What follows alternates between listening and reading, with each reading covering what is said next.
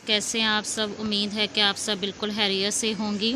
हमारे यहाँ डे 5 के लेक्चर को शुरू करने से पहले हम अपने प्रीवियस लेक्चर को देख लेते हैं। हमारा प्रीवियस लेक्चर जो था वो जमा तदवीन कुरान अहद नबवी सल्लल्लाहु अलैहि वसल्लम था, जिसमें हमने ये पढ़ा कि कुरान मजीद को किस तरह नबी करीम सल्लल्लाहु अलैहि वसल्लम के अहद में लिखा गया था। आप सल्लल्लाहु अलैहि वसल्लम ने कातबीन वही मुकर्रर कर रखे थे, जिनकी तादाद 42 थी। वो कुरान मजीद कि जो भी आयत नाज़िल होती उनको लिख लेते थे और नबी करीम सल्लल्लाहु अलैहि वसल्लम को चेक भी करवा लेते थे। तो इसी तरह पूरा कुरान मजीद नबी करीम सल्लल्लाहु अलैहि वसल्लम के अहद में मुदव्वन हो चुका था।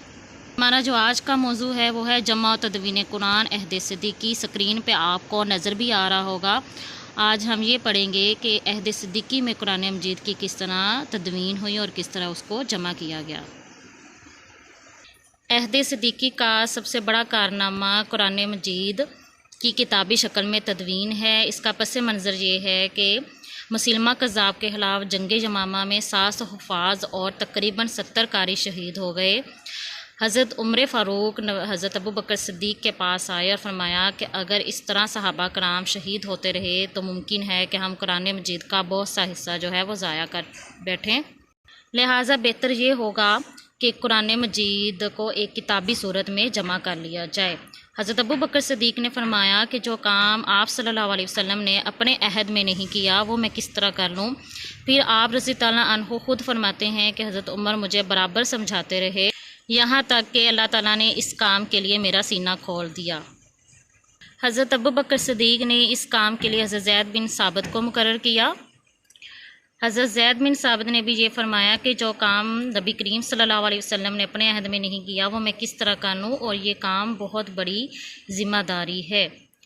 लेकिन वो ख़ुद फरमाते हैं कि हज़रत अबू बकर सिद्दीक़ मुझे बराबर इस काम के लिए समझाते रहे, यहाँ तक कि अल्लाह ताला ने इस काम के लिए मेरा सीना खोल दिया। हज़रत ज़ैद बिन साबित का तरीक़ाकार ये था कि किसी आयत को लिखने से पहले उन तहरीरी मुसव्वदों में न तलाश करते जो नबी करीम सल्लल्लाहु अलैहि वसल्लम के अहद में लिखे गए थे, और फिर हुफ़ाज़ कुरान की याददाश्त से मुकाबला करते, यानी फिर उनसे मैच करते। जब एक आयत की तस्दीक तहरीर और याददाश्त से हो जाती तो फिर उसे लिखते। इस तरह हज़रत ज़ैद ने कुरान मजीद के मुतफ़रक़ अज्ज़ा को यकजा तहरीर कर दिया और तरतीब अहद नबवी सल्लल्लाहु अलैहि वसल्लम वाली रखी। हज़रत ज़ैद बिन साबित ने जो मसवदा तैयार किया था वो सबसे पहले हज़रत अबू बकर सिद्दीक़ रज़ी ताला अन्हु की तहवील में दिया गया, फिर हज़रत उमर फ़ारूक रज़ी ताला अन्हु के सुपुर्द किया गया। उनकी वफ़ात के बाद ये नुस्ख़ा उनकी बेटी हज़रत हफ्सा रज़ी ताला अन्हा के सुपुर्द हुआ। जी, इस तरह अहद सिद्दीकी में कुरान मजीद को जमा तदवीन किया गया। असल में ये बात मैं बताती चलूँ कि अहद सिद्दीकी में कुरान मजीद को जो जमा तदवीन उसकी हुई वो दरअसल ये था कि नबी करीम सल्लल्लाहु अलैहि वसल्लम के अहद में कुरान मजीद पूरा लिखा हुआ था, लेकिन एक किताबी सूरत में नहीं था। हज़रत अबू बकर सिद्दीक़ का ये कारनामा है कि उन्होंने पूरे कुरान मजीद जो मुतफ़रक़ अज्ज़ा पर मुश्तमिल था एक तरतीब के साथ एक किताबी शक्ल दी। तो ये एक बहुत बड़ा कारनामा है। हमारा आज का लेक्चर इख्तिताम को पहुंचा। अब इसमें जो हमारे मुख्तसर सवालात बनते हैं वो भी मैं आपको बता देती हूँ, वो आप ज़रूर याद कीजिएगा, वो लाजमी है आप सबके लिए। सबसे पहला जो क्वेश्चन है वो ये है कि जमा तदवीन कुरान के कितने अदवार हैं। मैंने आपको बताया कि 3 दौर हैं, अहद नबवी, अहद सिद्दीकी और अहद उस्मानी, जिनमें